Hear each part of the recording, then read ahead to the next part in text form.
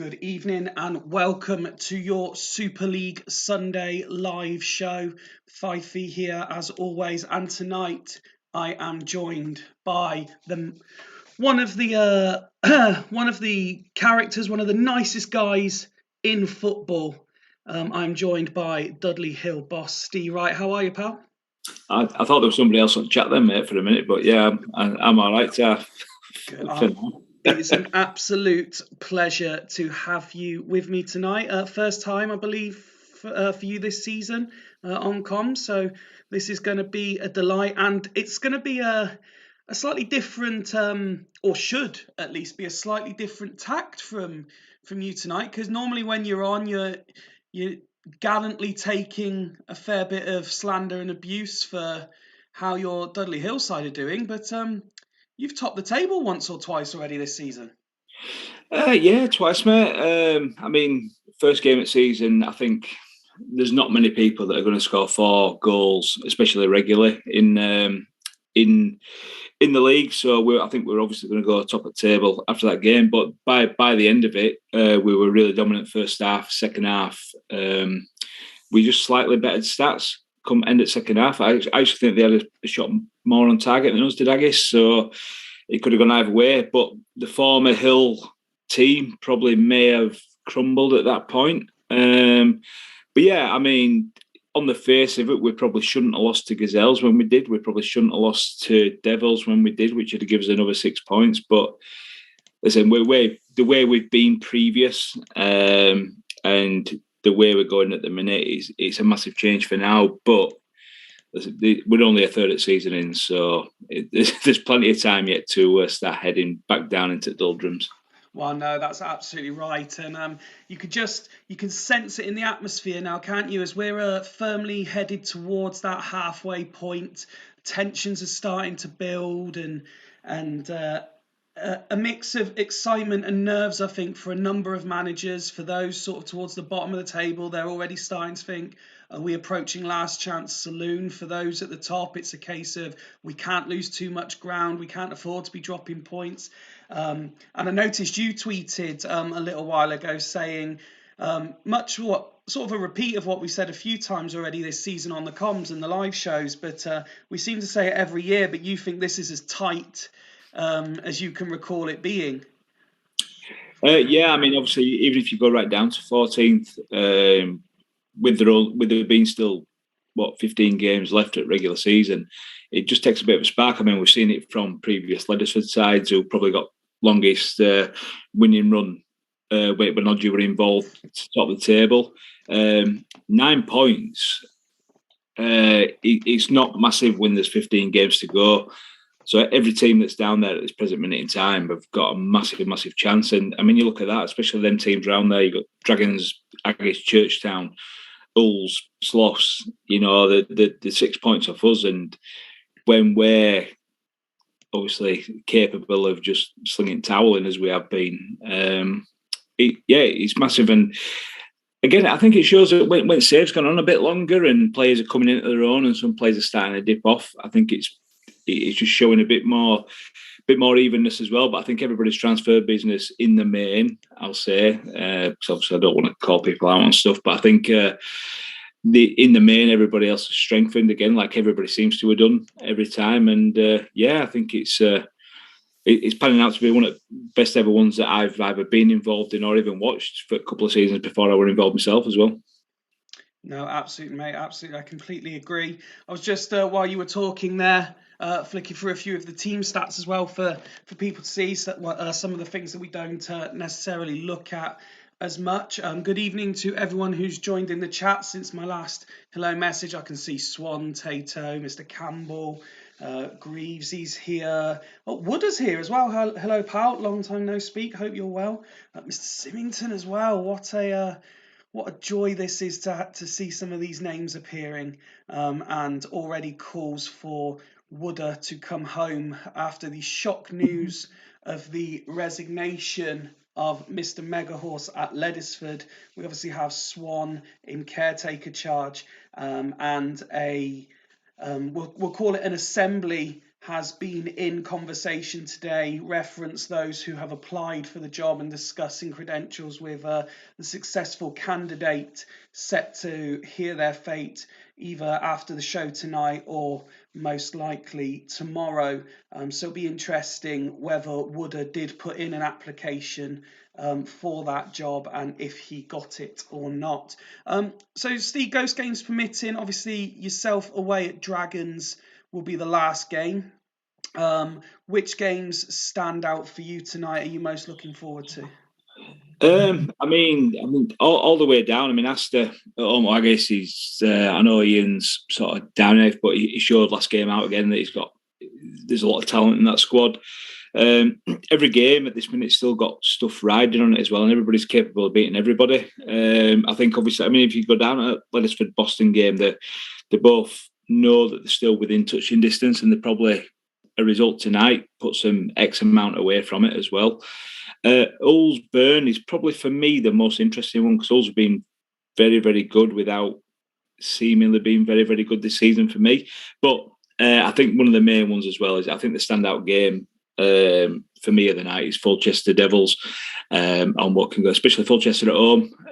Obviously, with Ryan involved, they've changed things up a little bit more this season on a regular basis than they have done prior. But I think that's probably the big go-to for me. That could be one of the biggest games at night.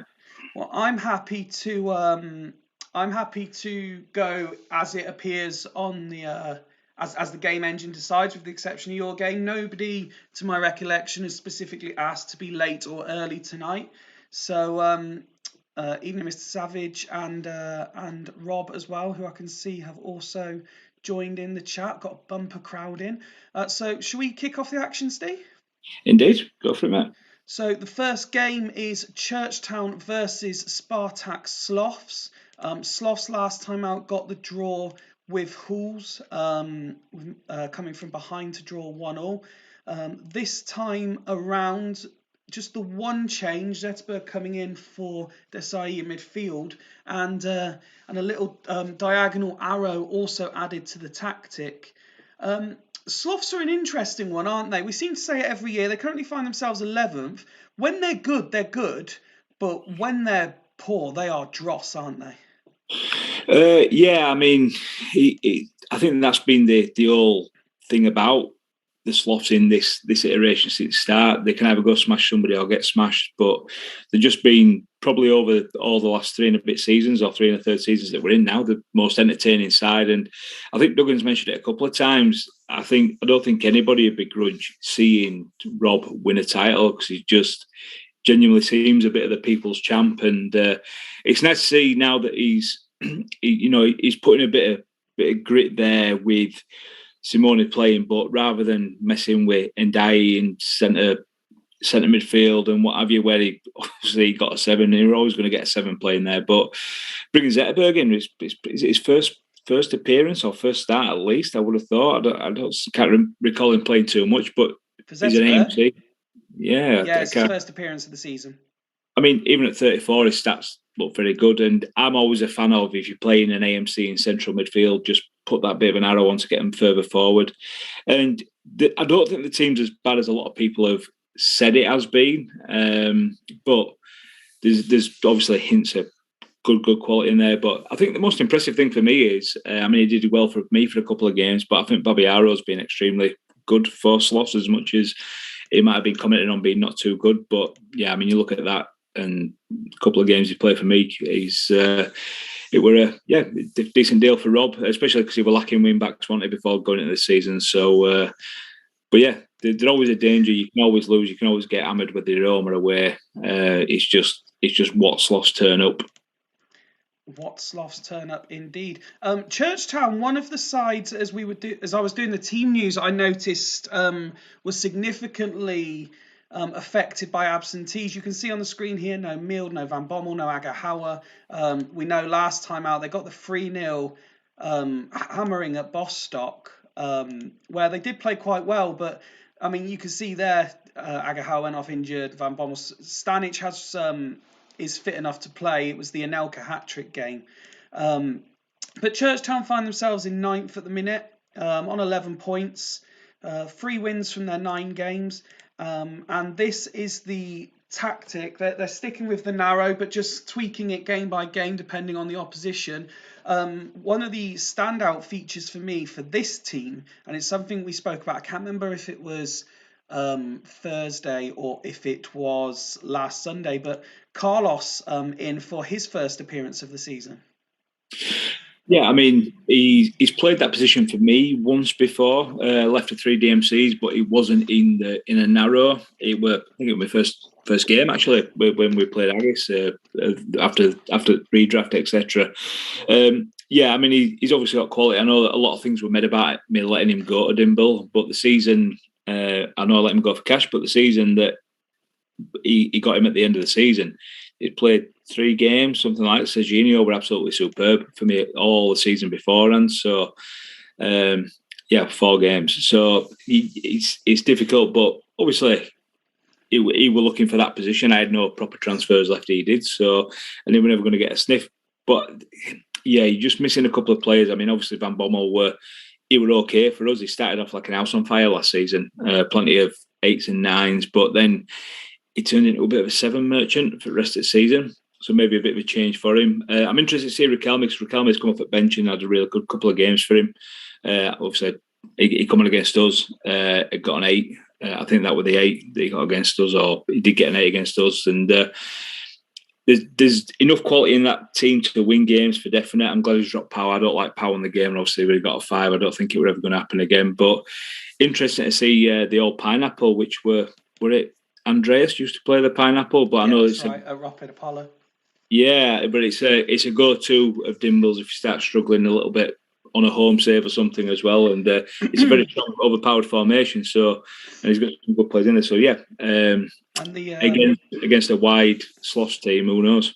And for me, we mentioned him a few times since he's come back into the first team fold, but I've been quite impressed by Hussein. 2 goals in his 3 starts and 1 sub appearance as he's come back.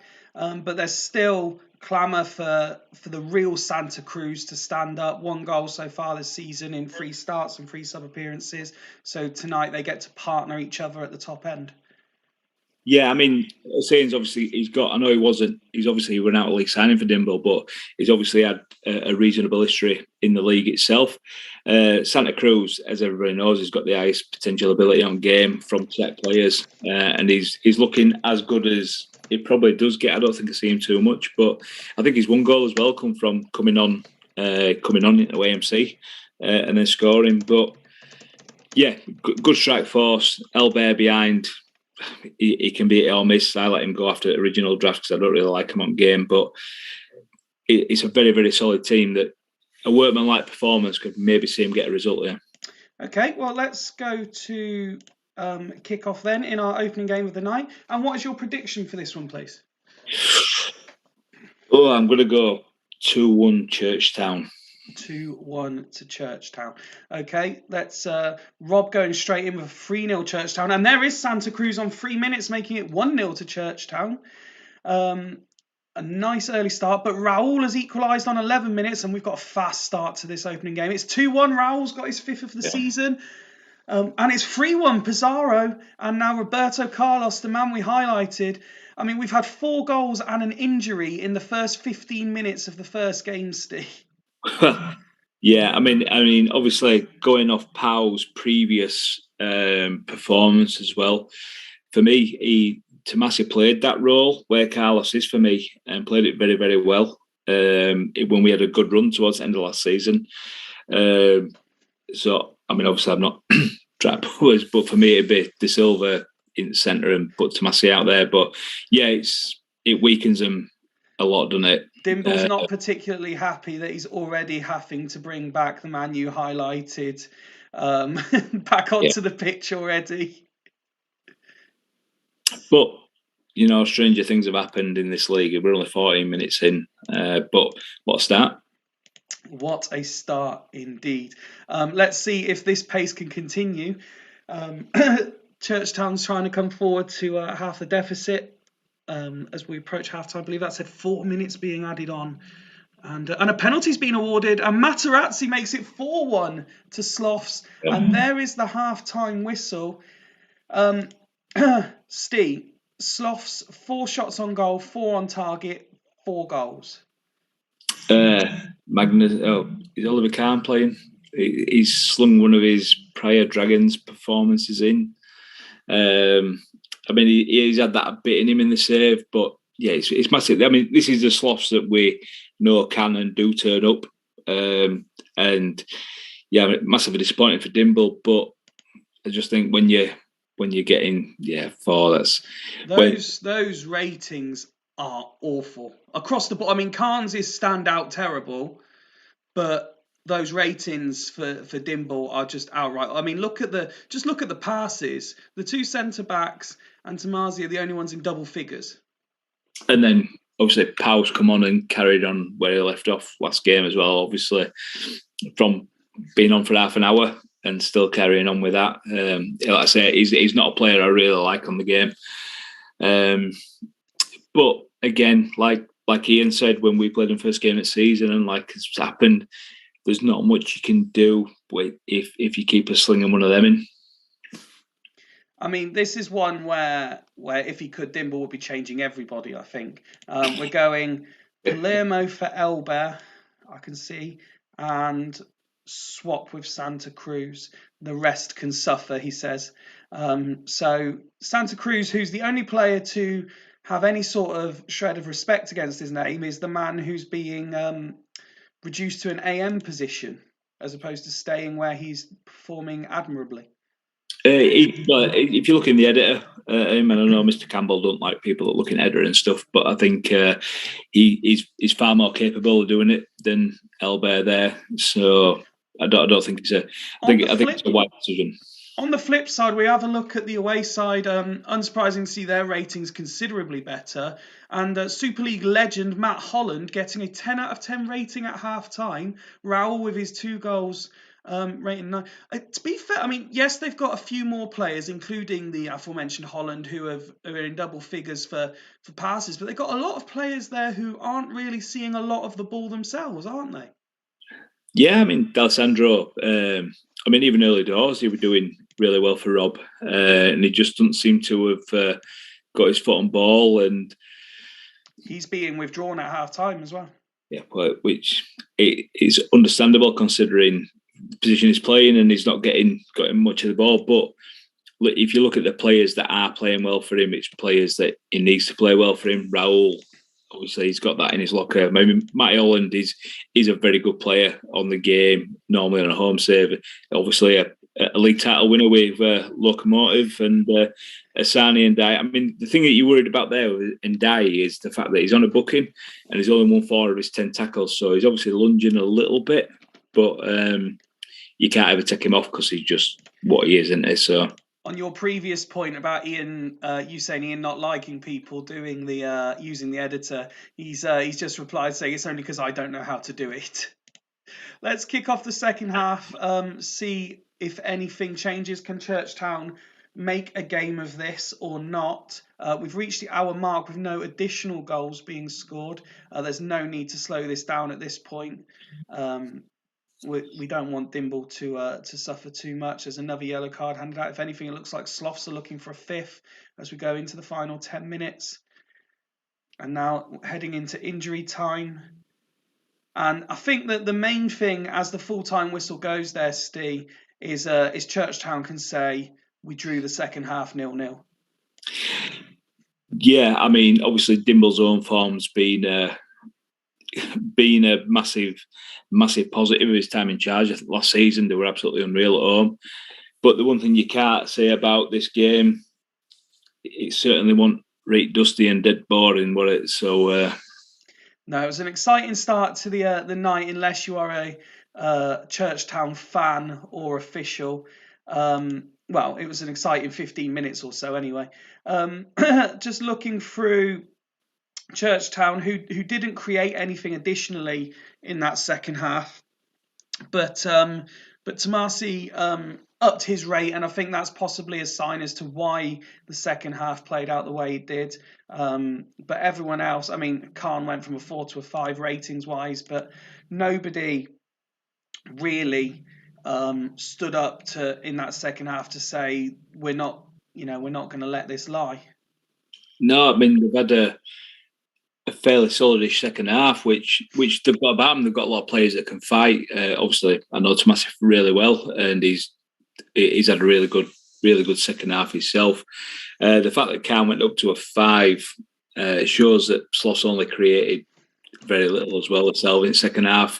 If they'd created a couple more chances, it stayed the same. He'd have obviously brought it up a little bit because he has been fantastic for him this season. But yeah, I mean, Santa Cruz is a big highlight for him there, which he has been. Does he deserve a run starting wherever he plays in, whether AMC's up front? But I know it'll be a bit infuriating for that for Dimble, but he'll go back to drawing board and see what he can do with it.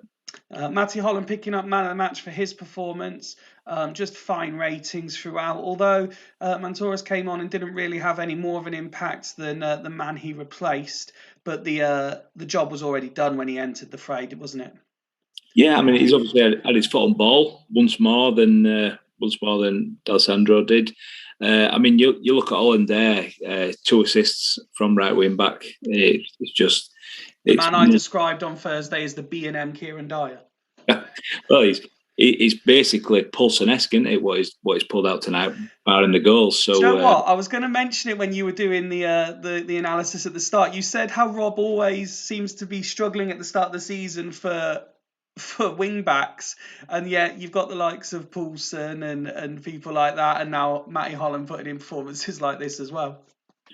Yeah, you know what? If you can bring them players in that are obviously not to the level that a lot of players are in this league, and they come and do that massive impact on the game, you're onto a winner, and you're going to win more games than not as well. Martin in the chat is less than convinced by Holland's performance by pointing out he's barely got a 50% pass completion rate. Forget everything else. Yeah, well, obviously he's won 5 out of 7 tackles, a couple of assists, which probably just ups it a little bit. But what a start to evening! Indeed, and the second game is the one that you pointed out, and it's a game I'm very much looking forward to as the Devils travel to Fulchester. Here is the Devils lineup for the game. And there was a tweet from the official Super League account earlier saying how there's a lot of key men missing, but timely returns for others. And despite Ayala being impressive deputising, we have a return tonight of Alessandro Nesta to the Devils' defence. Yeah, I mean, look, his average rating there, it's superb, isn't it? And then averaging 8.6 tackles a game. I mean, I know he had to play Emerson. Did pull him back to the MC last game. It was the game before. Or a game before, yeah. Where he's had a couple of really, really good games at AMC. Soroczynski's back massively. He's massive for him. I know he's a big favourite of Hodges. Yep. I mean, look at his ratings. He's developed really well as well from being in league. But he's a superb player, and his 2 goals were probably penalties, I would have thought, because he's a good penalty taker as well. It always intrigues me though with game of where the game thinks it should play. So obviously, or your squad numbers and give him number 2, so it thinks he's a right back or a right wing back, and always sort of intrigues me, that little thing. But yeah, he's an absolute monster on game, and it's back to being Devils' probably strongest 11 with in terms of players they've got. I would say so. The bench, apart from Gran, the bench probably looks a little bit stronger. I mean, I don't like Kesman on the game at all. I really don't like him, but he's come in and he's done well. So it's 2 goals in 4 starts, and he's a decent backup to have at least as well. Probably, with greatest respect meant to you, he's probably better as backup coming on than like Venaloa when you had him as well. So it's very rounded, very strong, and they'll take some stock in this season. Absolutely. Last time out, they had the 1-0 win over Dragons as well. One of Soroczynski's goals it was, in fact, in that one, not from the penalty spot. No. Ian going straight in, saying that this is the best 11 in the league that the Devils are putting out tonight. Not too far behind, in my opinion, is Fulchester, who are rocked by the suspension of Nicky Butt. That sees Bishkan move over to the left-hand side in defensive midfield, Prutton come in his place. And fan favourite, Aaron Spring, taking his place on the bench.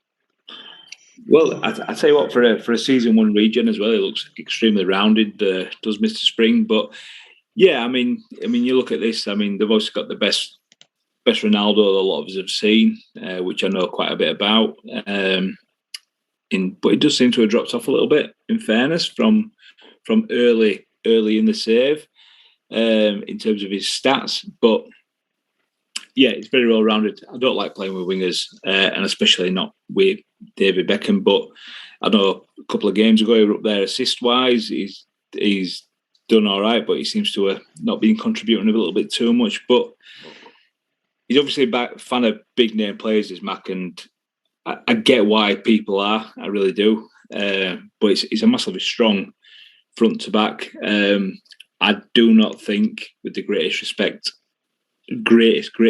meant that Michael Owen will get 15 goals this season. That keeps getting promised by more so Ryan than Mac, but I don't think that'll happen. He's only on 2 so far. Fulchester were part of that very, very entertaining and dramatic game last time out against Burn. So having seen, in fact, just before we do, look at, for 2 of the much fancy teams in the league, we have another virtually identical record between the sides. I mean, the 2 games last season were both draws.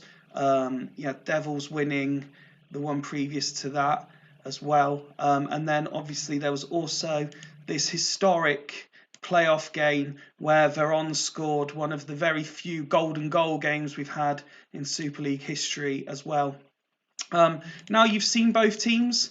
Can I ask you for your prediction, please? I will go for a 2-1 Fulchester win here. You're going 2-1 Fulchester. Ian Edwards going 1-1. And Jens is pointing out, if Owen played 90 minutes most games, he thinks he could do it, but he gets subbed too often. Well, I think it's fair call. And then Tato's backed it up where they need a big guy up top. So who knows?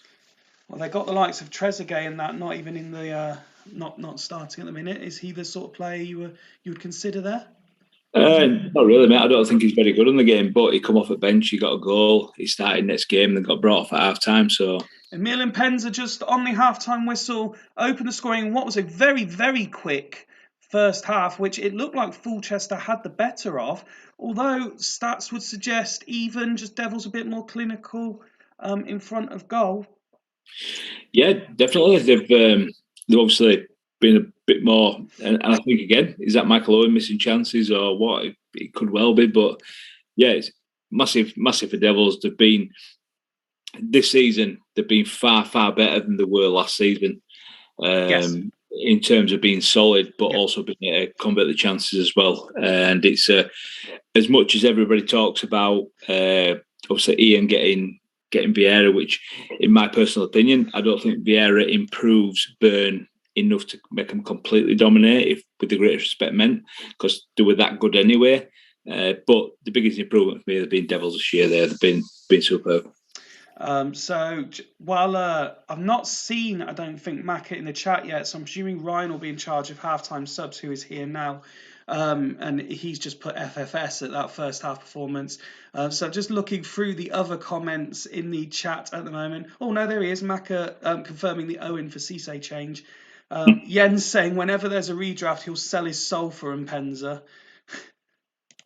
Yeah, well, I'll tell you what though, Owen, I'd put my house on it, which I don't own by the way, but I would that he's going to have more sub appearances or get subbed off or subbed on more than goals he scored this season.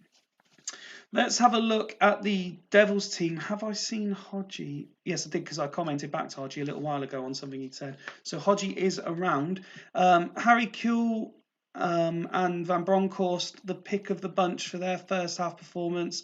And Penza, 1 chance, 1 goal. That's basically, that is the difference, isn't it? That's all he needs, whereas Michael Owen isn't a 1 chance, 1 goal striker. No, exactly. And I think if you have, I mean, Comandini had a really good spell last season. Fulchester were scoring galore. I do think the 8 for Harry Kuehl's a little bit generous. I mean, looking at that, he hasn't got an assist. I know he's made probably 90% of his passes, and he's made a couple of tackles. But yeah, I think it's a little bit generous. But yeah, and Penn's are doing and Penn's are things, and we all know he's like the Stephen and the strikers. As much as I love Stephen, you run the risk, but they're more than worth having hanging about just for moments like that.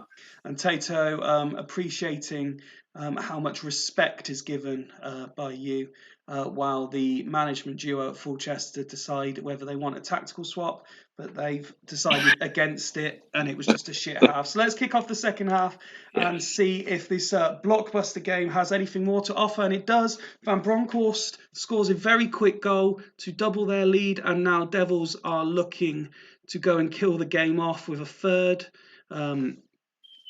Again, at this point, it doesn't look like it's worth slowing it down. More time flies by with not a lot happening. Yellow card for Ronaldo. Are we going to get some late drama here as Fulchester continue to come forward? We are. Ronaldo has scored. Oh, it's been disallowed. Well, Veron straying offside destroys that bit of drama. And now Devils come forward in injury time. And Penza picks it up. Excellent tackle. Bishkan's booked, free kick awarded, Aymar delivers it, and that is it. We have a full-time result of Fulchester 0, Devils 2. If there is such a thing as a statement win, I'd say that was it. I mean, statistically, it was an even game, but Fulchester just failing to convert their chances. Yeah, I think you heard it there, mate. What you're saying, if there were a statement, I'm going to say exactly the same thing when you ended over. That's a massive, massive win. That the thing that I fear for is I'm not sure where this result will go tonight, and I've got Fulchester next up. I think so. Yeah, it's certainly not panic stations for them at all because they've got a team good enough. I think the worrying thing for me there is like Veron were an 8 half time. He's made another tackle that he didn't have in the first half, but it just not being involved in the second half, which is massive really for Fulchester because a lot will centralise around him. But yeah, massive statement in just pulling up, I can see Mr. Campbell in the chat says that Fulchester look like they really miss Nicky Butt, but I think that's slightly unfair because Bishkan and Prutton have put in decent performances there. Yeah, definitely. I mean, David. He's only attempted 3 tackles there, but last season he were absolutely immense, and he's got to a point. I've seen him better on 1 or 2 saves. That's it. He's more than capable of coming in for Nicky Butt. Nicky Butt's one of the best DMCs on game. One thing I won't agree with Mac, where he's the best DMC in the league, but I think ratings wise, over the last 3 and a bit seasons, he's been up there. But yeah, more than capable deputy, and he's proven it because how his performances have been. And Tato saying that they miss a striker who can head the ball. Congratulations to Hodgie, commiserations to Maka and Ryan. Let's move on to game 3, and we have the other one that you pulled out at the start, the Hulls Vikings versus Northern Burn. One change, I believe it is, for Hulls. Liverani coming in for the suspended Malevsky.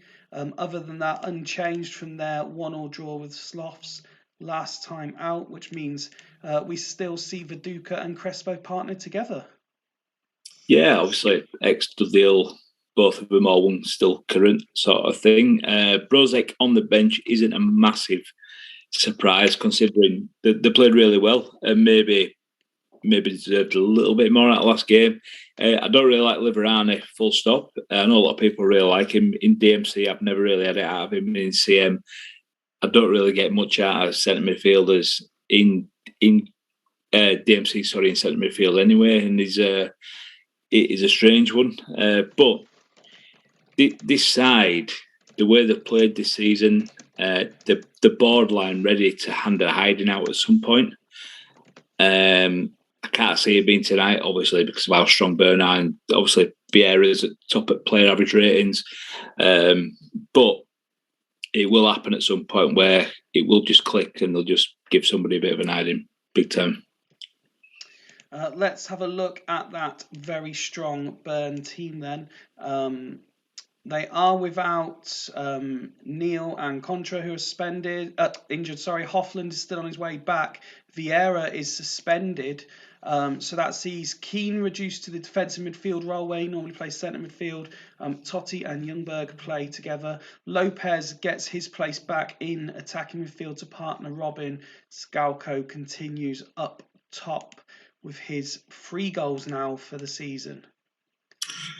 Yeah, I mean it's not Maxim that's been of the last whenever, and I know I didn't overly mean it in jest, but I know he's sort of dipped off a little bit now. But I think since the start of Luca Toni playing regularly for us, if you watch them both from games they've played to goal scored, I think he's actually been a little bit better and probably currently best game to goal to game striker in the league. But he's getting massive bits out of Gustavo Lopez, who I actually thought it was Claudio when I was getting him off Greavesy. But he's another one of my big favourites of the game. I mean, you look at that, that's far better than he ever did for Greavesy, far better than he did for me. He had a big spell end of one season where he were really good, which I think with that 6.93, where it were about 5.4, but he had a really good end to the season, so it brought it right up. But yeah, he just added to give him a bit of choice and a bit of options. And the big thing for them is obviously Lizarazu played really well last game out, and Lizarazu's back, and he stuck with him, which he's been there. I believe it was Thursday this was discussed, and they've basically played half the season each so far, more or less, through injuries and suspensions and stuff. But they're both kind of averaging around the same, performing very similarly to each other. Yeah, I mean, to be fair, Lizarazu, I think you're probably looking at Lizarazu, Boomer, Dede, and Zeraberto are probably the 4 best DMLs on the game. And even at 34, looking at that, he's still class. So the fact that Jorge Atos is putting pressure on as well. I actually tried getting Jorge Atos on loan from Ian before I ended up getting Placenti off Tato, because I was looking for DML, and I thought he always has the Polish guy who's starting today on the bench because he covers both sides, and he wasn't having none of it. So, which I don't blame him for, because he's class. But yeah, it's I can't call this game either way at the minute. You're struggling to call it at all? Well, yes, I'm going to go one apiece. One apiece. Let's kick off and see. And as we kick off, see if anyone in the chat can call it. It looks like Burn have started the quickest as we just passed the 10-minute mark. Still Burn very much on the attack, but Hull's now coming for themselves. Seeing Viduka's name involved a little bit there. Scalco missing a chance or two. Jens saying he's going to lose 4-1. 23 minutes on the clock now, and Hulls have certainly played themselves back into contention in this game. Still 0-0 as we approach half hour. And there is an injury for the mentioned Lopez. That's a big one, I would say, for Ian. And could we be about to see the out-of-league signing finally make his debut? Or do you think Fiore will come on and one of these two will move forward? Well, I saw your tweet where he'd been his training performances have been praised, haven't they? Yeah. So I don't know. I like him on the game. I don't know if he can play MC at all. But I know Sigalko can, because he's adaptable and can play there. But knowing Ian and knowing how sort of restrictive he is with how he plays, etc., I wouldn't be surprised to see Fiore come on, just to put himself in shop window for the next transfer window as well. Fiore is normally one that's tipped to move just about everywhere in every transfer window. I mean, personally, I would like to see the new lad come in, but I do think you're right. Knowing Ian the way I do, I can see Totti moving forward and Fiore coming on. Oh no, he's taking your suggestions. Galco moving back into AM, and Sunwa coming on to play up top. Yeah, he can. I mean, Scott did a challenge for play striker for 5 years and get as many goals out of him. I signed it for. And I ended up getting Sigalco in at Anderlecht, played him right at 3 AMCs, and he outscored him, out-assisted him, and he can play there. So it's not something that's alien.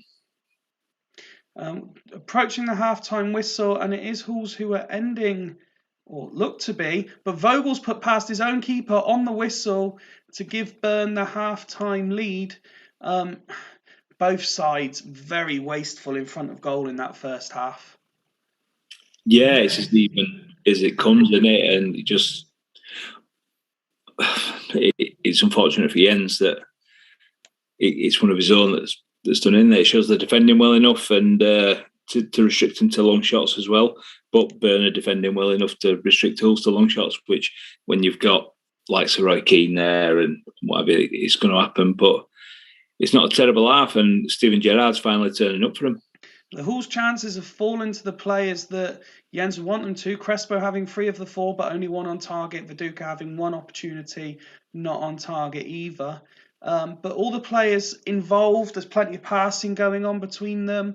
The ratings, although the majority of them are average, they're not awful. And given that it was an added time own goal, there's still plenty in this for Jens, isn't there?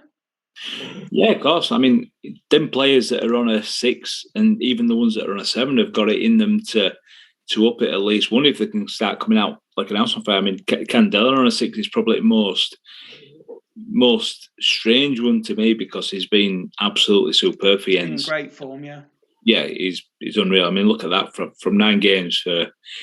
I mean, you talk about the best left wing backs on game, and he's not mentioned in that breath, but yeah, it's superb. So I don't know if you noticed, but we have got the half-time change there. Brozek coming on for Liverani, and it sees Vogel move back 1, Hersey move back 1, so that Brozek can play behind Crespo and Viduka. As for Northern Bern, you said that defensively they're performing strong. I think their midfield are performing strong, but if you look at the ratings, I mean, you've got Cannavaro there only getting a 6, Novotny only getting a 6. I don't necessarily think it's looking at that. To me, it would say that Halls are being more wasteful than Bern defending very well. Yeah, I mean, I think it's showing with they've had 4 and 3 of them off target is that Cannavaro and Novotny have not had overly much to do. I mean, they're both obviously attempted tackles, but you say that though. I mean, if you look at Campbell and Thuram, Bern have only had 1 additional shot, and Campbell and Thuram's stats are considerably higher. Yeah, well, I mean, it's a valid argument massively, but they just it just still looks from the text. It still looked very comfortable for Bern, as much as text is even and stuff. And they've also not had too much to do. So it'd be interesting with this. Obviously, moving Hersey back to centre midfield and putting Brozek on far more attacking options in that final third. So it'd be interesting to see if they have to up the game in the second half. Because if they don't, there's a massive chance that all will definitely get back into this.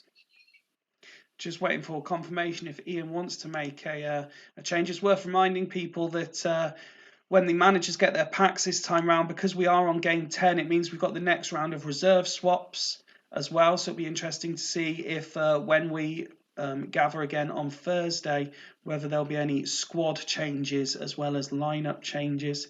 I know certain clubs made quite a few last time round, whereas others are quite content to run as it is.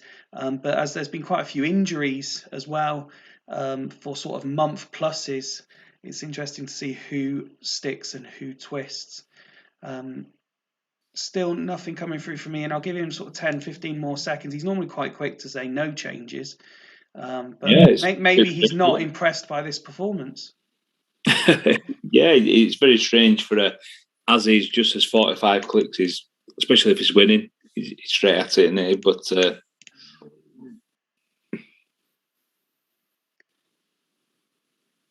still, there it is, as is, please. So let's kick off the second half. And Robin, almost straight from kickoff, has doubled the lead for the away side. And now I've been saying for a few weeks that Burn don't score enough. Perhaps they have started to click into gear now, scoring 2 a couple of games in a row. Viduka having a chance there as we move into the last 10 minutes. Just can't see him getting a third, though. I think that's what Ian's talking about. They still seem to have that killer instinct, as good as the players are, to get that second or third or fourth at times. There is the full-time whistle, and Hull's basically the victims of their own failures, because they were more than in the game. They created more than their visitors, but just very, as we said at half-time, very wasteful in front of goal. Yeah, I mean, it goes a lot against...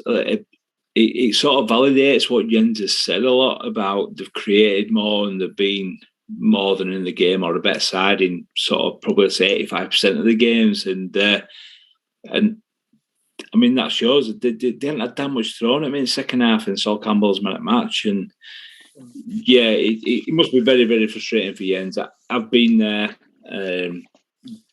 mostly during poor spells where you felt like you've been more than enough in it, or you've equalled the other team and you've absolutely not been able to get out of it. And I mean, if you look at his front three that started there with Crespo, Viduka, they've done next to nothing, and Brozek's done nothing after come off at bench. In a sense, I know where he's coming from. It's sort of like, what else can you do? But I think if he just keeps with it, and maybe not doing the unsymmetric thing and make it a bit more solid, good results are definitely around the corner, though. I think the other thing which is well publicised, Jens has made a point of making it public, is that the game engine's also putting him under considerable pressure from his board. So perhaps he's also looking at it that his name's on the block a little bit. No, I've been there. Ryan confirmed last season there's been no manager sackings this time round, and out there I had a load of players unhappy, and we managed to turn it around last season. So a couple of good results that can all start building away easily for him. Looking at the Burn stats, a very competent and professional away performance it would look like when you look at this, although Segalko would be the slight concern again.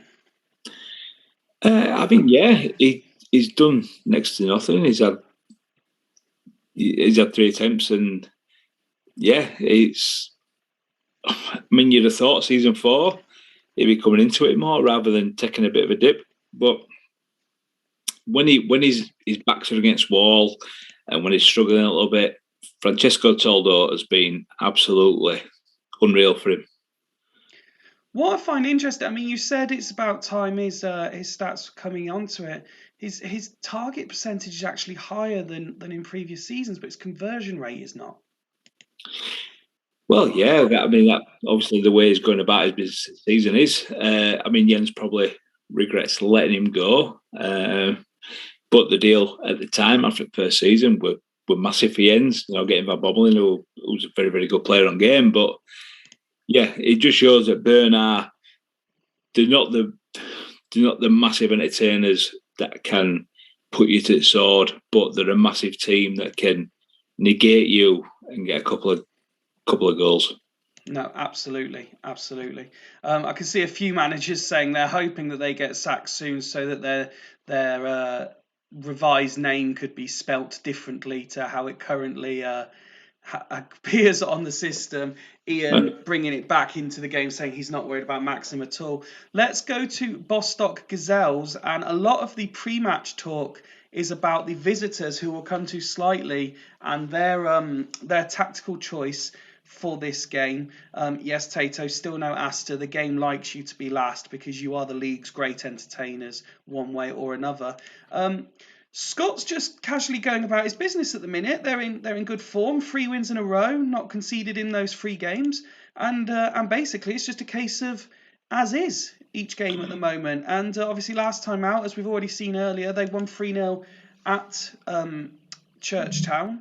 With Anelka getting his hat-trick. They have had to make 1 enforced change due to the injury to Welsh, and that sees the course start with former Super League winner Guigu getting a place on the bench. Yeah, I mean, he's massively warranted. Scott, just keep going as is. He's been, I think he's gone under the radar a little bit from like previous seasons of really going at it, and I still don't think people have massively stood up and taken note of how well they're actually doing. I mean, I got a win there for the first time in the league ever, and they've just sort of took that on chin and said, "Well, if Dudley beat us, we are going to lose again in a minute," and they've just done really bad bits. I mean, Anelka, massively doing really well. He did bits when he was in and out of team last season. He was the reason I got rid of Toldo, because in my opinion, I had no strikers at the point. I had Matt and Palermo, which were a bit meh, in my opinion. And I swapped in for a couple of players. And so I had no strikers left. So I brought Anelka in for Toldo, which were really bad on my part, which obviously lessons are learned for future transfer dealings if there's ever that to come. But yeah, he's doing class this season. I mean, there was a lot of praise for him last year. He got 9 goals and 5 assists in 26 games. He's already on 7 goals and an assist, admittedly helped by the hat-trick last time out, but in 8 starts and 1 sub-appearance. So he could be on to smash his own personal best this year already. Yeah, definitely. He's been massive for him, and like I say, 14 goal contributions for a striker in 26 games. We all know you have a couple of anomalies that will probably go into 15, 16 goals in this league, but the rest you're hoping for him to get 10, and just hope the rest of your team contribute a little bit more. But he's just got an absolutely massively rounded team and squad. Carlos Jacques is massive coming into his own now, as is Gonzalez that he brought in, and yeah, just they're doing very, very well, and I can't see a bit of a capitulation that come in prior when they were top of league for a while and all that stuff. I can't see that coming from this season. Jens not so much of a fan after his history at Halls. Let's get your thoughts then on the Gazelles tactic. Ferdinand doing a 1 at the back job, and I'm 95% sure it was Duggan who I had this conversation with back end of last season when we were discussing teams that play 1 at the back, and said we all enjoy it when people do and we respect it when people do, but it's something you do, particularly in the Super League, at home, not away. I always think, regardless of how you do it, when you do it, one game, you've always got it in you to get a result. It's never going to have a sustained period of success at all. But obviously, where they're at in league, they just thought, you know what, we'll go for it a bit. And I don't blame him for doing what he's done. I was a bit late to party today before checking everything and seeing it. It's two certain defensive midfielders can sort of block anything off. The thing is, I mean, I'm guessing Lucio's out or suspended or injured, because if he was going to do it, no, you don't know. Where's Luce?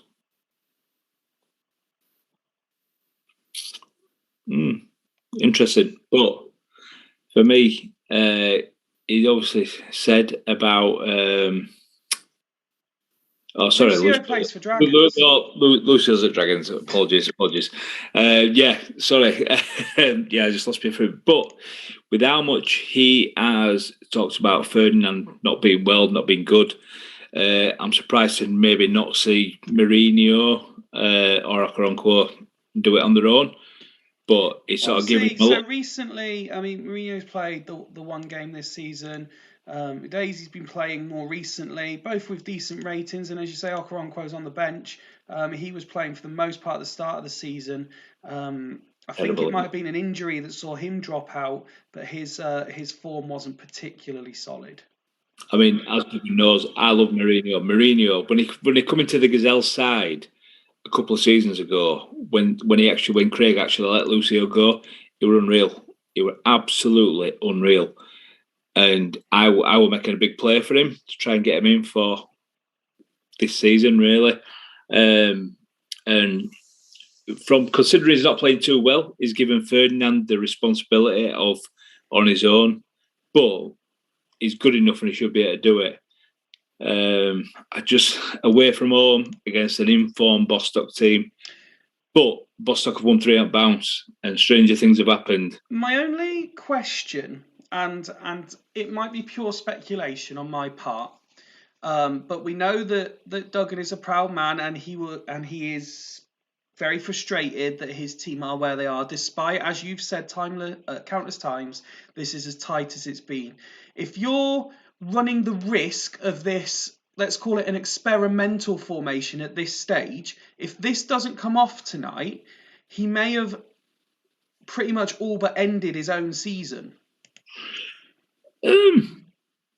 No, we've seen bigger comebacks. We've seen bigger runs. Away from home's probably not the quite right time to do it. But do you know what? They've been struggling, and again, we all know what the game engine's like. You're going up against a side that they've won 3 out bounce. You're in with a chance of getting a result, in my opinion. I don't know what everybody else's thoughts are on that. So, well, I'm a big fan of people doing different formations. As you know, we like, particularly in the Super League, to see people moving away from standard and everyone playing the same. So let's have your predictions for this one, please, and then we will kick off. Yeah, I can't see past a 2-0 Bostock here. Can't see past a 2-0 Bostock. Well, let's kick off then. It was Gazelles with the first chance of the game. Zayalea's picking up a yellow card. Minutes flying by quite quickly. Although we are seeing a bit more text at the moment. Another yellow card.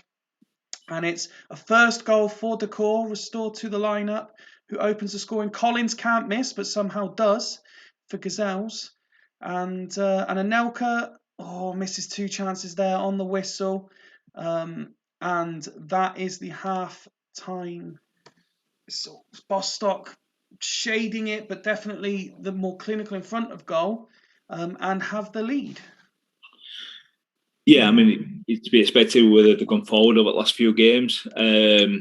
Decor's probably a surprising goal scorer, really, because I know how much Greavesy despised him for his pretty pathetic tenure at the in the Tube Shop car park. But I mean, they're not having to overly get out of second gear looking at them ratings, are they, Bostock? And Scott already flying in with an as is. Let's have a look at Gazelles and how the formation is holding up. There's always a lot of conversation surrounding whether it's the strikers or the centre backs. If you play a free, there's normally one that underperforms. Well, in this case, Vieri is rating the 7, while Madeira and Collins both rating 6. And again, I'm looking at in some of the critical, I mean, Dede, we've highlighted times, and you mentioned earlier in terms of his reputation, his involvement. I mean, look at the sheer small number of passes he's had. He's normally such a critical part of what Gazelles do. I mean, if you look at his tackles and his tackles that are won, it just seems like he's having to deal with Cafu a lot, really. And I'm going to try and negate that.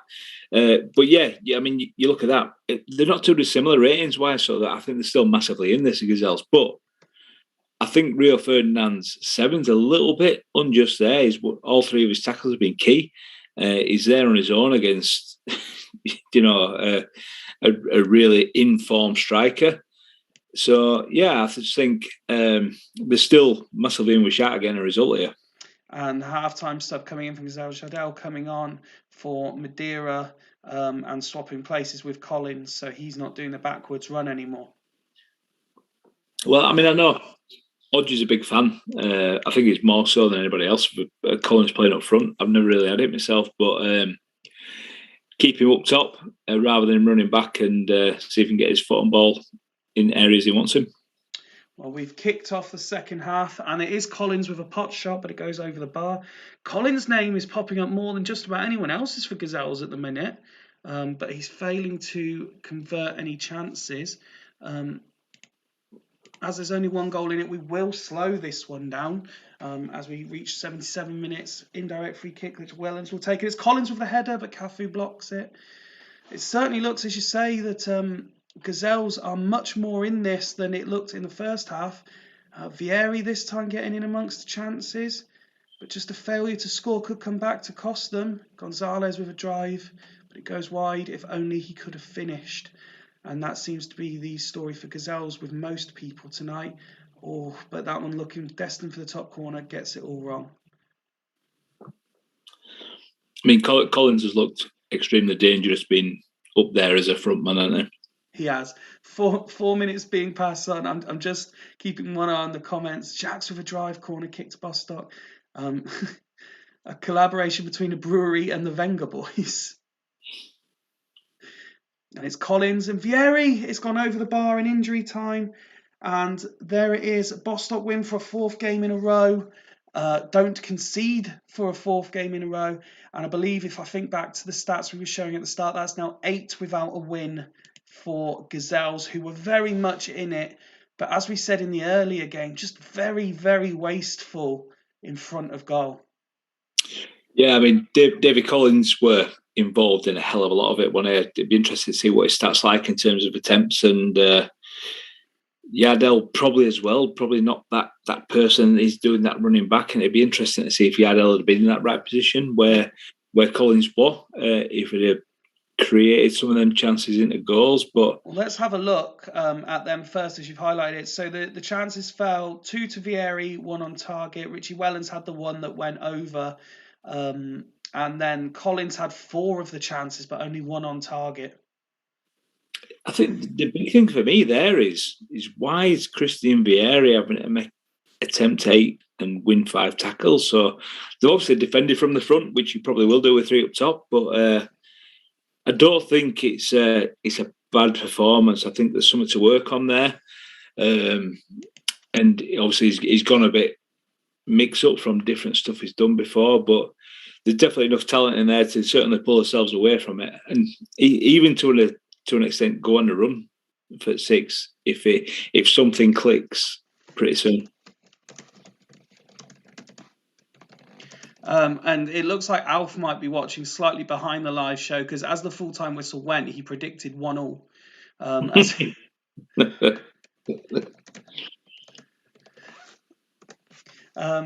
Let's have a look then at Bostock, who continue to impress. It is the match winner who picks up the Man of the Match award. Anelka also picking up decent ratings again. Only the 2 attempts tonight, but both of those on target. All in all, you look at that, and it's a very professional job done by Bostock. It might not have been the most exciting to watch by them, but it was professional, wasn't it? Yeah, I mean, the main thing is, obviously, there were talks in chat about Scott brought players in to try and be more expansive, as in Cafu, as in Zerberto, but they've seen that we've got more workmen by having them players in, which obviously it wasn't what he was trying to do with things, but it's nice to see Decor come in and do well, because obviously as a Leeds fan and on the game, I really like Decor. I think he's an extremely good DMC. But yeah, that Bostock side's got more in them looking at that, which is probably a little bit of a worry for the rest of the league for when they do click properly. No, absolutely. Congratulations, Scott. Commiserations to Duggan. We don't want Dragons Dudley next. So let's move to Haggis, who travel to Astor. And Ian has gone. Well, he made one change, and I was shocked. Absolutely, and slightly disappointed, if I'm honest. They obviously won 3-1 out last time, and 2-goal hero and man of the match, Alan Smith, is dropped to the bench so that Shevchenko could return.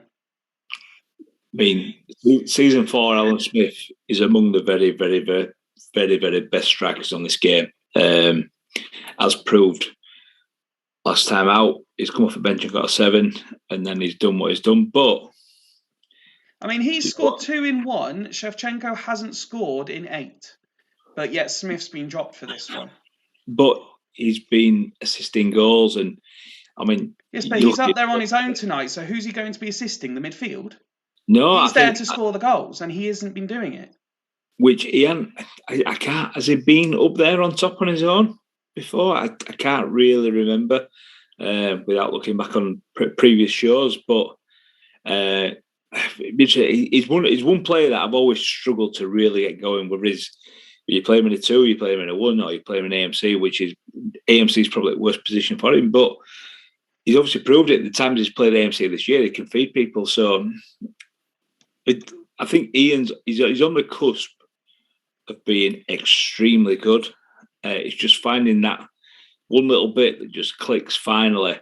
And Stephen Reid is obviously in AMC. It's what I'm really looking forward to that, because obviously he played really well last time out. And I think that's where he's best. I mean, you look at his right-hand column, he's superb. And he actually beat me in the auction to buying him. I think I bid about $1.5 million. Nobody else did, but I think he bid $7 million. I think it was. They got him from wherever he was. I can't remember what it was. Would it Burn? Or Devils? But yeah, do you know what? It's a strong team. It's a strong team. Let's have a look then at Asta, who I believe Tato tweeted to say for the first time under his tenure, unchanged. Well, you can't blame him, really. They've got not just a result against us, but did a massive job on us, really, as well. And Thierry Henry finally coming to the party, which up top is probably his best position, but obviously he's done bits when he were at Burn in AMC. But I mean, why would you really? You've gone to what were at the time pretend table toppers and absolutely battered them, really, looking at the stats. Can't blame him for not changing anything. And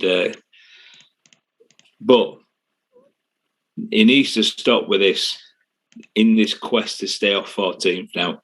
The serious contenders, the way he's got them playing, and as much as the squad might look brilliant, it's very good in terms of players that can do a really good job when it's needed. And let's just spare a mention for Rayed, who has 3 assists and 2 goals so far this season, which is almost equal to what he achieved in the whole of last season.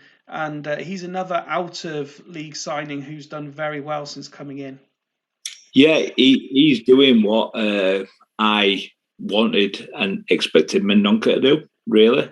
Because Mendonca on the game, I know Tato won't appreciate me saying this, Mendonca's better than him, I think.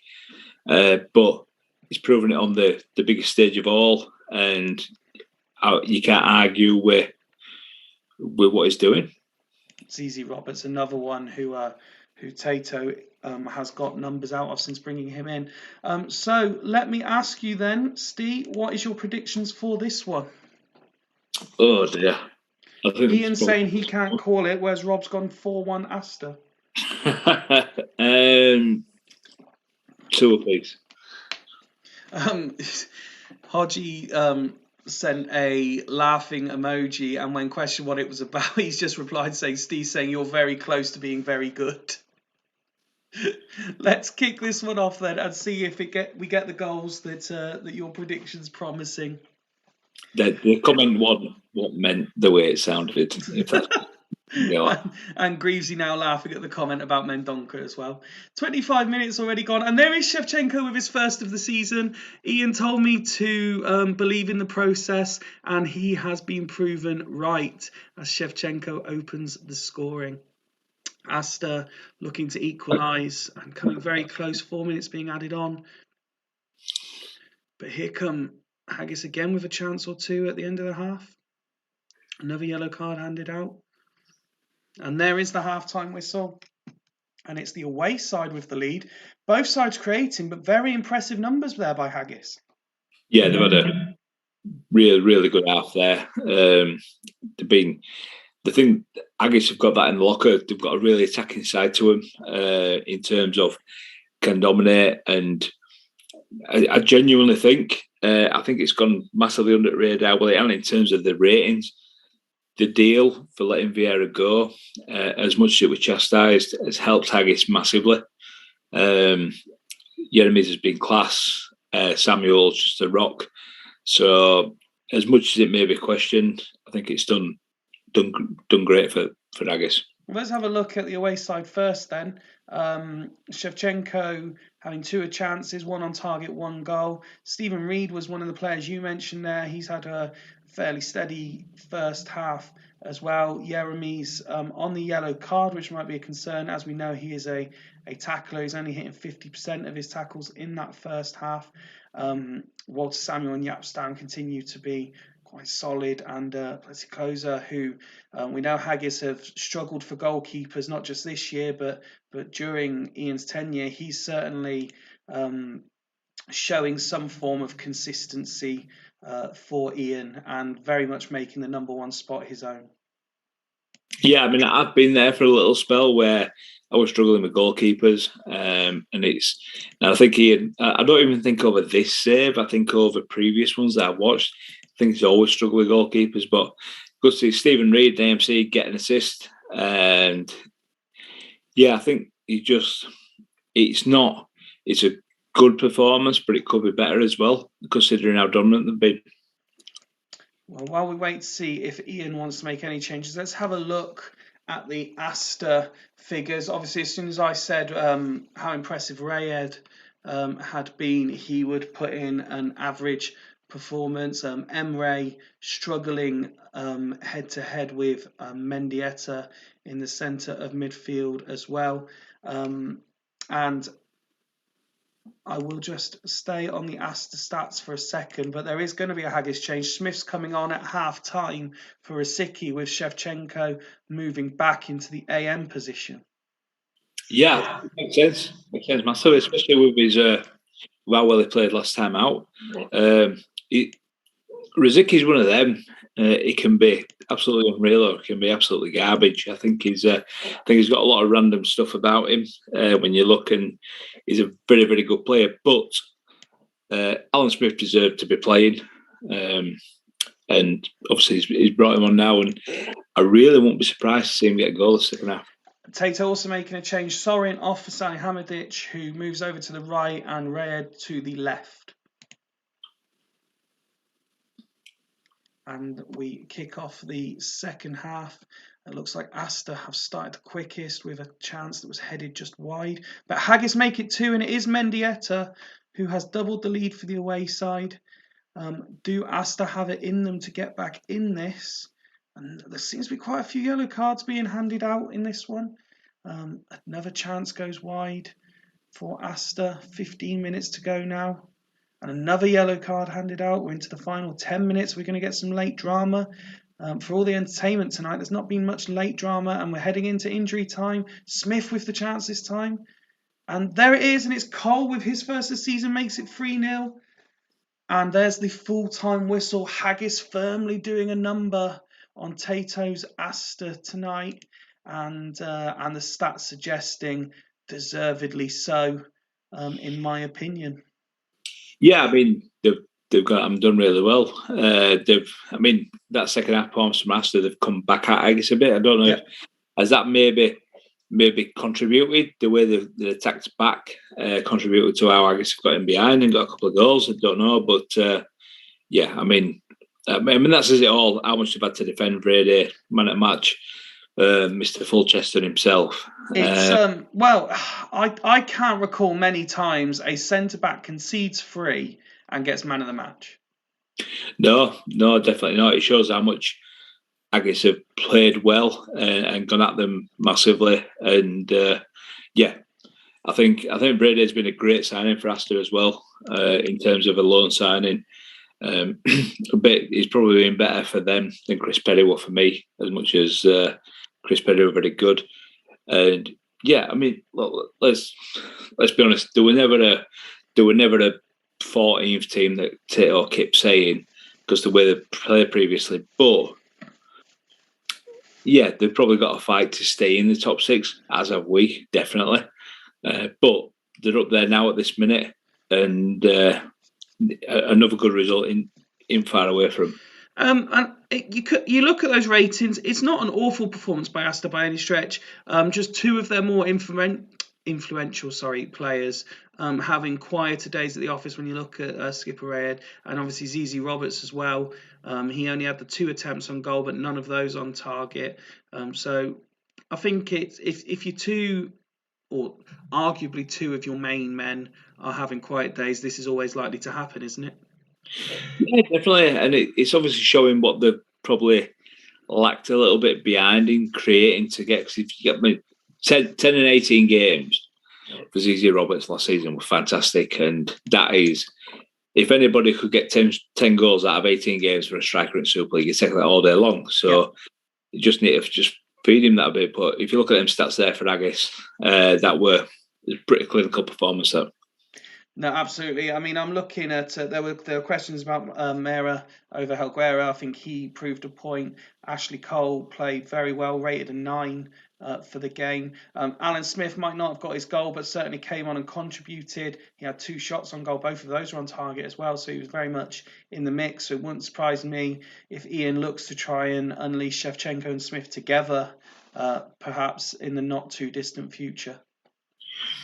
No, like you say, I mean, obviously Shevchenko did his business first half, so pulling him back made sense to bring Smith on after, like I say, especially after his last performance.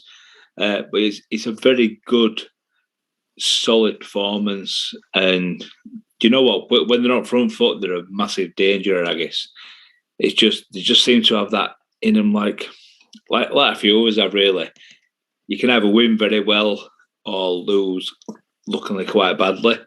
But I wouldn't be surprised to really see Agis push for the top 6 this season. Well, congratulations to them. Commiserations to Astor and Alf pointing out there that both Devils and Astor have been done 3-0 away from home by Haggis. Let's move on to our penultimate game of the evening. Seems to have flown by tonight, Steve.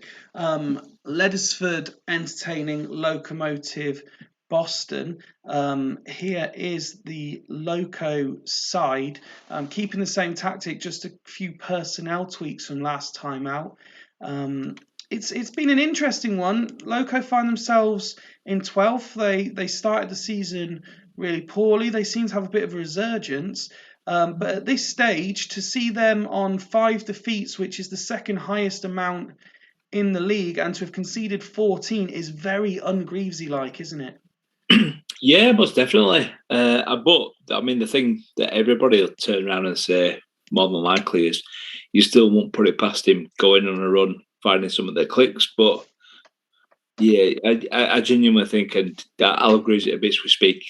Normally, after every Sunday, previously Wednesday, now Thursday, we used to have a chat about his game and stuff, and his business does seem to have weakened him a bit. He seems to have a little bit more myths in his team, but the players he likes. I mean, the players that you don't expect to be myths, like Tonetto. I never knew about Tonetto until they brought him in, and I love him now. And especially after his cameo when he first brought him in, he was one of the highest rated players in the league. He was superb, and I mean, they're there somewhat better ratings I've seen from him, which obviously it's going to happen with training, etc. But yeah, Figo, Seedolf, Scholes, just, yeah, not my type of players. Delvecchio's done a great job for him over the years, but the thing that he's got is, in his armoury, he's got Montella up top, which can get him a goal out and out, which is massive, regardless of what's behind you. If you've got a striker that can just get you a goal out of anywhere, he's still always in a chance of going on a run. Absolutely. We saw earlier, last time out, they got the 1-1 draw with Gazelles, Figo equalising. Greavesy perhaps thinking his side deserved a little bit more.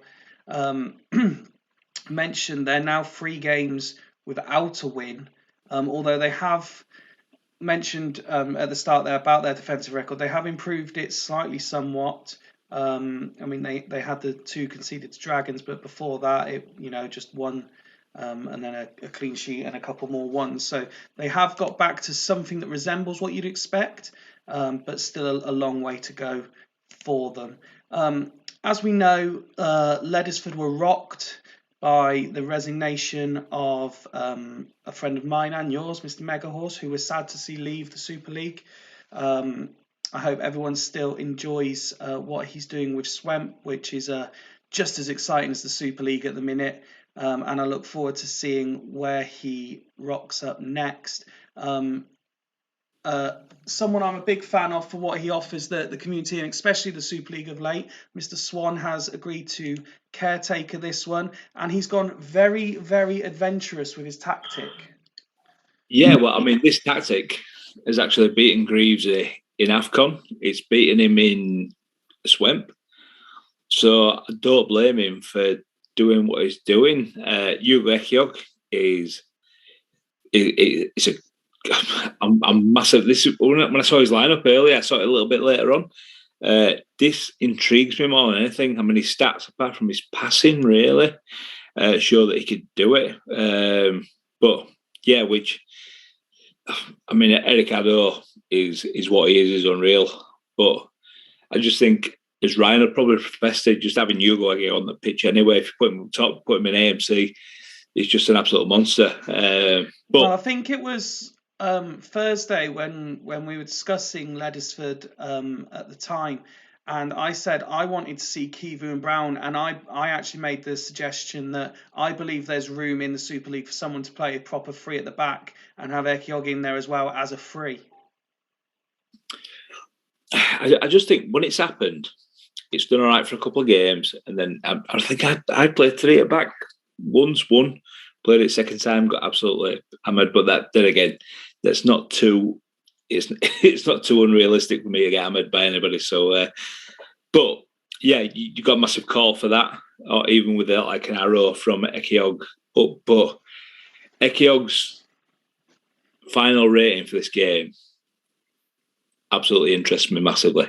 It really does. But I love how balls deep it's gone. It's Swan. He's absolutely superb for the league with what he does in terms of what he's posting in terms of stats. But not only that, he's an absolutely top-notch guy. Yeah.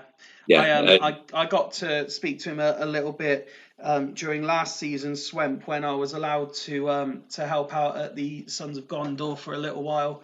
And yeah, he's a really nice guy.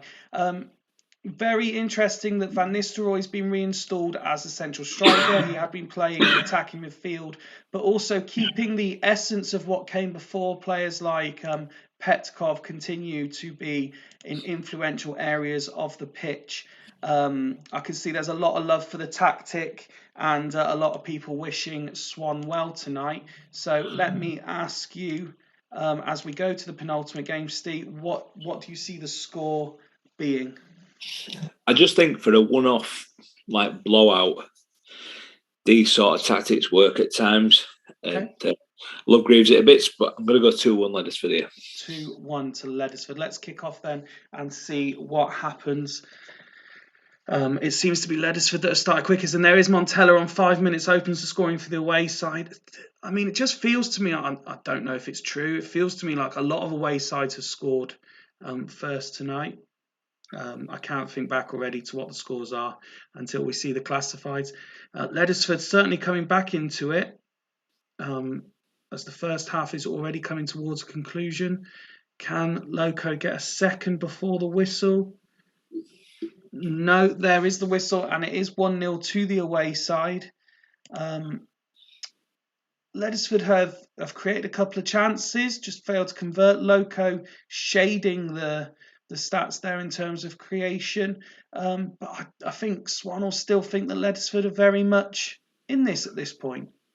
Yeah, definitely. I mean, the thing is with Super League is you play something like that, you leave yourself massively open to people that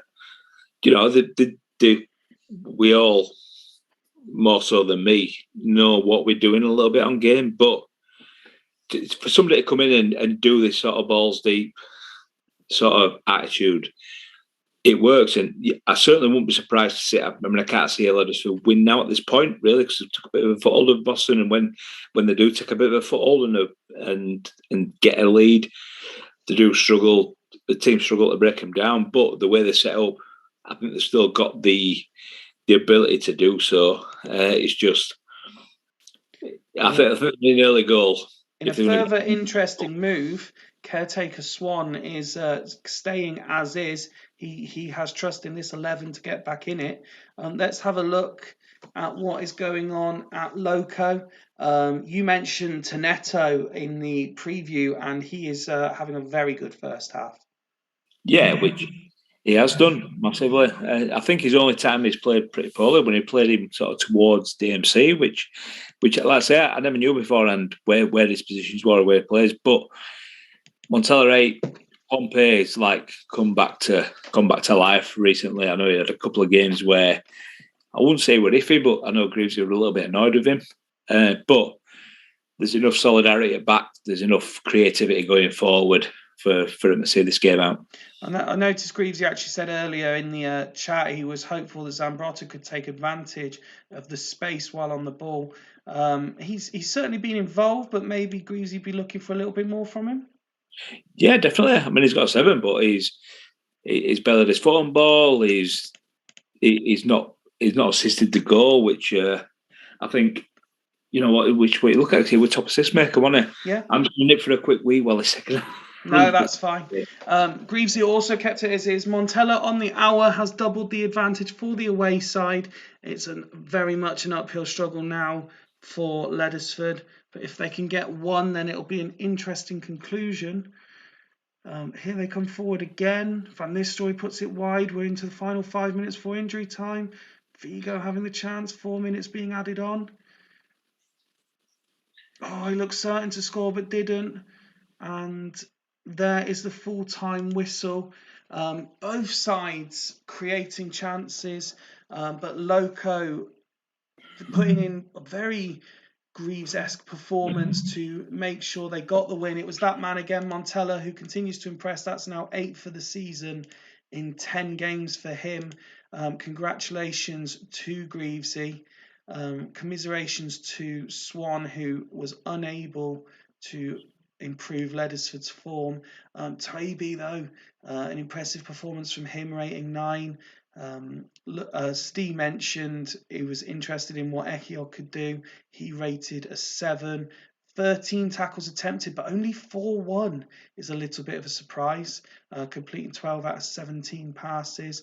Van Nistelrooy continues to flatter to deceive. He had 4 of the 7 chances, 3 of them on target, but failed to convert.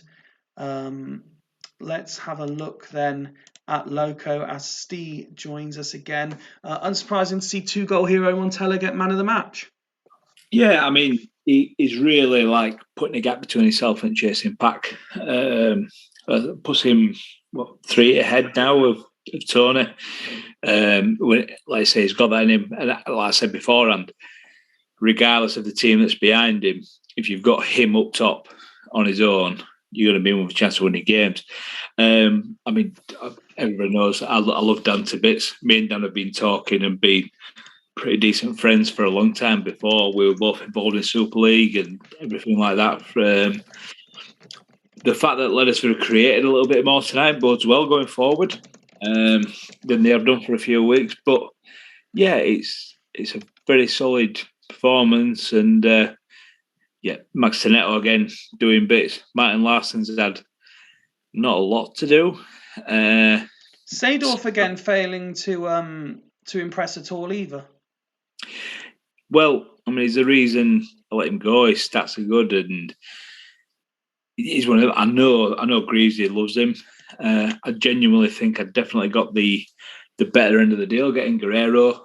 Guerrero were not a person I overly knew of before the Super League, if I'm honest, or ever had.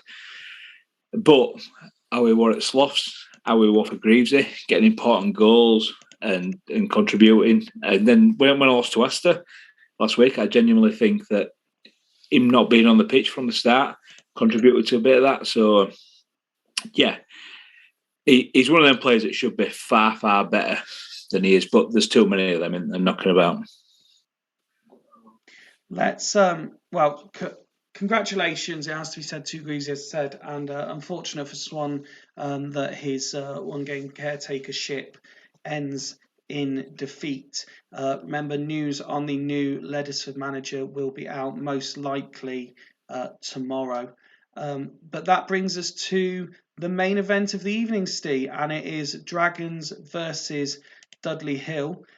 Dragons who, much like yourself, vastly improved this year, although maybe not quite as impressive, because given the standings that you've had in the league table. They lost 1-0 last time out to Devils, but they always lose to Devils, so no real surprise there. Before that, they were unbeaten in 1, 2, 3, 4, 5, 6. 1, 2, 3, 4, 5. Unbeaten in 6 games before that, and they make one change to their team. Zuma replaces Joe Cole, who drops to the bench. Zidane out of the team entirely. One, I'm not surprised about Zidane being dropped. I'm not surprised that Zuma's in, because obviously his extra learning is looking very good. I picked him up from Bev, 500k, I think it is, or $1 million or whatever. You got $1 million, yeah. Yeah, and in his 2 games, he's got a big reputation on the game. The game likes him, but I don't think a lot of that equates into the Super League. But yeah, I mean, as much as they struggled for the first couple of games, they're not conceding goals, are they? So it's going to be a massive effort for us to break them down if we can. You have the better record of the 2 teams. Does that fill you with a bit of confidence? Well, I wonder if I still had Ernie and Crespo in my team, because Crespo were the main man against them, really. I know I played Kaka last time out, and but Crespo, like, I'm sure he scored all his goals, nearly all his goals for Dudley Hill against Dragons. So I know he scored an hat-trick one game when we lost 4-3, I think, and he scored 2 prior to that. So yeah, that one, because obviously I remember the stream sort of went off that the night, and then he scored 2 another time. But yeah, I mean, they're at home. They've been very strong defensively. They've got Davids, Gattuso, Van der Vaart, Zuma, all ex-Dudley Hill players. So, and Lucio, for those of us who can't remember where he plays. Which I did remember after, but yeah, strong side, really strong side, and if we can break them down and get a goal, we might be in with a chance. I'm not sure if either Jamie or Smuts is about tonight. I don't think I've seen either of them in the chat thus far. But talk us through your team. So, from memory, Roy Mackay's come in, and Del Piero's gone back to the left-hand side. Guerrero back as well. I believe there was possibly one other change, but I can't remember off the top of my head what it was. Mendonca coming on the bench. Yes, that's why I couldn't see it. Zanona's injured for a week, so I mean, Guerrero would have come back in anyway. But I think I'd maybe played Zanoni over Tudor, if not, because even though as good as Tudor's been. But yeah, Mackay did all right. He scored first game of the season, but he was pretty poor last couple of games after that. But he's good on the game. He's an AMC in that one out, if you look at him in there and stuff. And yeah, we're just rolling with. I mean, we haven't changed tactics yet all season, and we're not going to do any time soon. But yeah, just open a bit more attacking prowess. Get Guerrero in centre midfield. Get Mackay up there. Just might try and create a little bit more. Okay, well, I never ask managers to predict their own scores, so I will wish you luck. If Jamie and or Smuts are lurking in the background, good luck to them as well as we kick off our final game of the evening. And it is Dragons who take the early lead through Patrick Kluivert, but Dudley strike straight back through Del Piero, who I know Steve's been talking up, has been underrated and undervalued perhaps this season for some of his performances. Yellow card handed out early, still only just 20 minutes into this half, another yellow card handed out. Seeing Kluivert, Baumer, Van der Vaart, all the names that the Dragons boys will be wanting to see. David's picking up the late show card. There's a penalty, and Luca Toni puts Dudley ahead. Steve is punching the air here as they go looking for a third before half time. I think it might have been Ian said earlier in the chat, it's the night of the away teams, and Dudley's certainly continuing that trend. And there's Tudor, the man that Steve said might not have even been playing tonight, on the stroke of half-time, makes it 3-1 in what is a very even game, but Steve's Dudley Hill side absolutely clinical.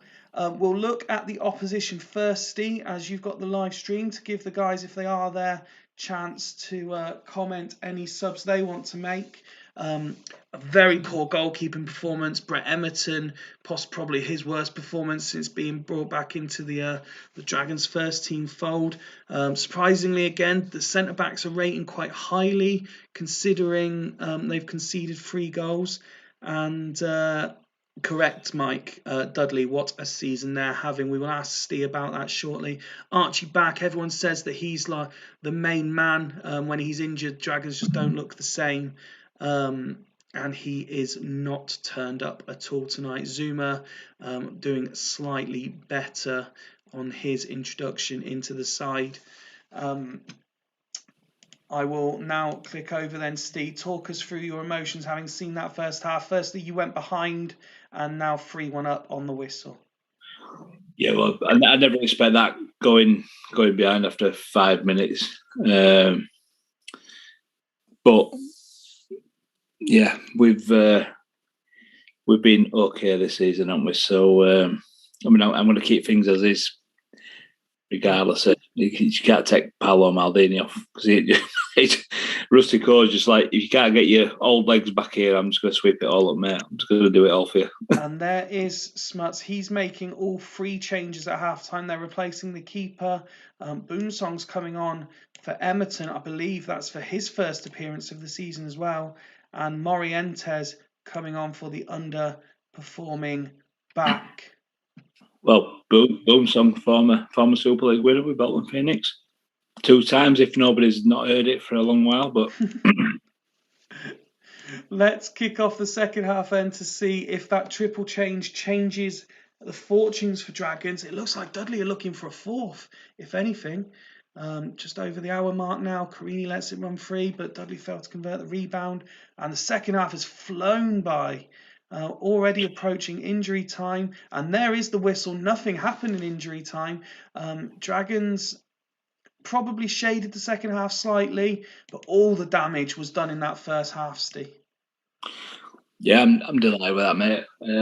It shows we've got a bit of fight about us. I think, like I say, against Aston, I think it was the only game we've not got a result that we deserve to lose. But yeah, we're back on horse, and we'll just see where. That rating for Carini for his performance significantly better than the man he replaced. I think it just shows we threw a little bit at him, but we didn't throw that much at him either, did we? So, well, it is what it is. Delighted to carry on being among it for now. And if it don't continue, it don't. If it does, it does. Just saying, well played, Steve. Much love. And Jens saying, Steve, right, what a man. So much love for you coming through. You must have been feeling it all season as it's been going great guns for Dudley Hill. Commiserations to Dragons, who that's really an awful, well, particularly first half, an awful half at the office. It was a better second half, but never really looked like getting back into it. Let's have a look at your side. Del Piero getting man of the match. As I said, a player that's perhaps not getting the recognition he deserves this year. He's not played Spikes, mate. I mean, he played well against Sloths. I mean, his ratings there look as good as they're probably ever going to get. He's done okay, but I mean, what's that? An assist and a goal. So that takes it up to 10 games and 2 goals, 3 assists. You'd expect better, wouldn't you? But he's one of them players that is just... I think Ryan alludes to it. There's some players, and he said it to me about Totti early doors. If you just, the better players in games, you just have them on the pitch. I think it was the same what he said about Raul at Bolton Phoenix. Didn't really do well, but just having him on the pitch, just like solidates how you're doing. But yeah, I'm delighted with that, especially after. I don't think I'd have won that game if I didn't lose last time out either with Game Engine, but. Yeah, but I mean, Pelizzoli, after slinging his 5 in, he's not had a less than an 8. Oh, he has. Last game, sorry. But he got a 5, and then he's got 8s, 9s, 1 7, and then he's done another 8, so decent. Decent indeed. Well, congratulations. Let's have a look then at the classifieds.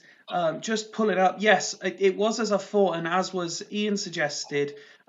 So there were no draws tonight. 6 away wins. Bostock the only team to win at home. So we had Aston 0, Haggis 3, Bostock 1, Gazelles 0, Churchtown 1, Sloths 4. Dragons 1, Dudley 3. Just a quick look at the Devils stats as promised to Hodgie for their 2-0 win away at Fulchester. I will just click through these. Ryan's asking you to stop talking about him so much. #obsessed. Well, I think the problem is he's talked about me that much for the last 3 seasons and a bit. So I'll just get a bit back. To conclude the classifiers, we had Halls 0, Burn 2, and Leddersford 0, Loco 2. That leaves the league looking like this. So Devils top on 22 points. Dudley second, 19, the same as Bostock. A point further behind are Northern Burn. Then 2 points further back, Astor. Fulchester make up the top 6, a point further back on 15. Then below the dotted line, Haggis 1 further back, 14. Sloths 1 further back, 13. Dragons 1 further back on 12. And then Loco and Churchtown both on 11. They're 4 points below the dotted line. Again, it's only a point between them and the next team down, Halls. And then we start to see a little gap forming. Gazelle still only 1 win this season. 7 points, though, thanks to their draws. And Leddersford, with a manager set to be appointed, 6 points, 9 below Fulchester. I presume you will say then, Steve, still not quite at halfway. Nobody is out of this yet. No, definitely not, mate. I mean, we've all seen that Leddersford have got talent in them that they can get results. The problem is, it's been sort of mentioned, Leddersford, probably more so than anybody, have had in this savour a bit of run of having a not too good season and a spike season, then not too good season and a spike season like they did last season. So if this save runs into next season, they're going to have a good season, whoever's managing them. So, but yeah, I mean, Luca Toni just getting another goal and just happy where things are at the minute, mate. It feels a bit weird, in fairness. So Montella regaining his spot at the top of the goal scoring charts on 8, Anelka 7, Tony 6. And then I'm interested. So you've got 3 teams there with an out and out top goal scorer. Then you've got Raul and Manturas there with 9 between them for Sloths. Ferguson and Mpenza, 8 between them for Devils next up in terms of goals. Let's move on to assists. Zambrotta continues to lead the way with 5. Shevchenko and say Roberto 1 further back. Let's have a look at yellow cards. Sorochinsky and Vieira both there on 7. Red cards, still the 2 players already picking up 2. Man of the match awards, Candea is there. Interesting, Halls seem to be having such a bad season, yet they have players at the top of the list for man of the match awards. That must frustrate Jens somewhat. Hofland with the high or joint highest alongside Stam and Gamara for pass completion. Ndai and Montero now ahead of Jeremy's, although Montero's rating is the same in terms of tackles. Dribbles goes to Zay Roberto, and the shots on target, Anelka with a solid 94% shots on target there. He's shaking his head in disbelief. That is mental, isn't it? It's unreal. That absolutely unreal. It's no wonder he'll be top scorer of the season if he carries on that. Bostock now top of the form charts. Anything in particular you want to see before I click on to the fixtures, Steve? No, you clicked it all. I'm interested in showing that I'm playing Fulchester next up, which I'm not right keen on. Let's have a look at the goals from set pieces just quickly then. So from corners, Sloths lead the way. Indirect free kicks, Astor there with 5, clearly set pieces worked on by Tato. Direct free kicks, Dudley Hill top of free kicks, Steve. And it's without Roberto Carlos in his team. Astor picking up the most amount of yellow cards, but you could say that Churchtown are the dirty side. The second on yellows, top on Reds. As we click over, so yes, you host Fulchester. Gazelles entertain the new full-time Leddersford Boss in a battle at the basement on Thursday. Haggis entertain Dragons, 2 teams chasing the top 6. Loco hosting Astor could be an interesting one as well, I think. Burn Churchtown, Sloths hosting Bostock. That could be a very, very good game. And then look at that one at the bottom. It might say first v 12th, but I think that has a lot more potential than first versus 12th, as Devils entertain Hulls. As it stands, we do not have anyone yet confirmed for comms for Thursday. So if you would like to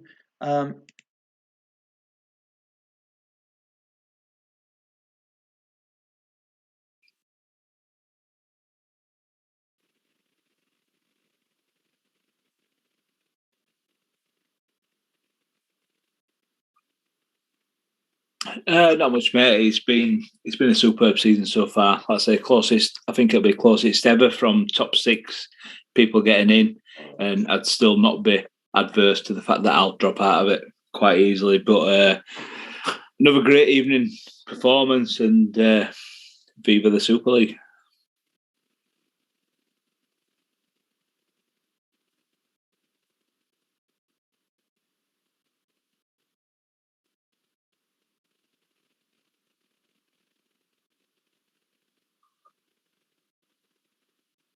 Now,